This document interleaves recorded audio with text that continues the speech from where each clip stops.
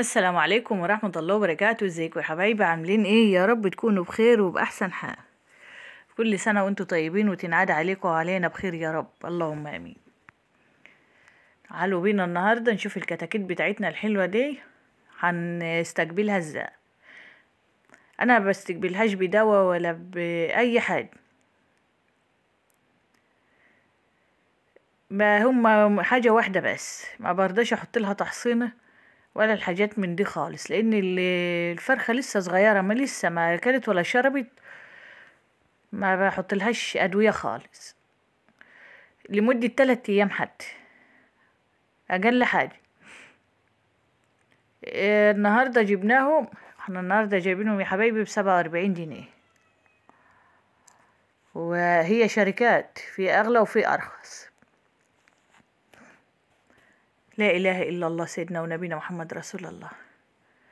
طبعا انا جايبه التحصينه، الراجل مديني التحصينه برضو معاهم اهو، المكان اللي انا جايبه منه.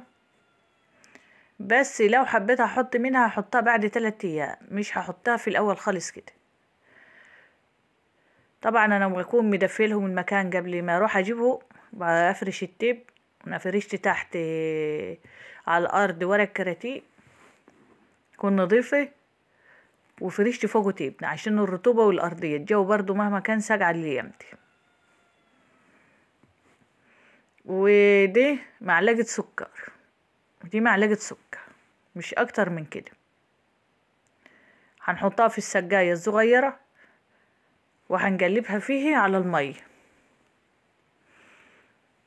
وهنحط لهم طبعا انت الفراخ بسم الله ما شاء الله، ادلى مش مكومين على بعض كده تبقى فراخ حلو. وانت بتكوني مدفيه لهم المكان ومحوطه لهم مكان صغير، وكل فتره كده يعني كل اسبوع هنوسع لهم شويه، او كل 5 ايام على حسب المكان معاك. وانا عامله لهم حوالي متر وشويه، متر و20 كده في متر، مكان مش كبير جو على ما يتحضنوا بس. ما طبعا بنحط لهم العليقه الناعمه. واهم حاجه في المكان ان انت تكون نص الشباك، انا سايبه حوالي شبر من الشباك من فوق، او حوالي 20 سنتي، 15 سنتي يا رب، من كل شباك في الاوضه. هي الاوضه صغيره مش كبيره، من كل شباك فيه حوالي 15 سنتي تهوية، عشان الاتنين ياخدوا من بعض الهوا.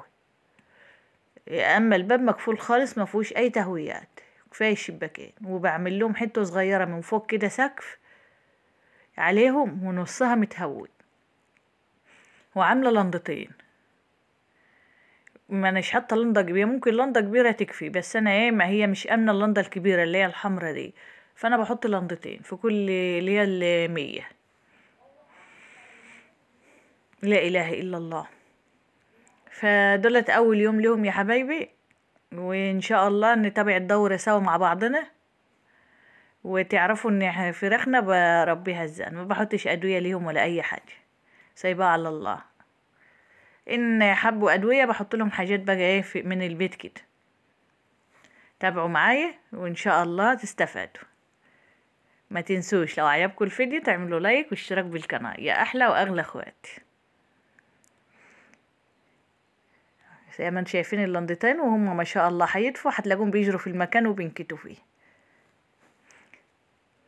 السلام عليكم ورحمة الله وبركاته. أستودعكم الله الذي لا تضيع ودائعه.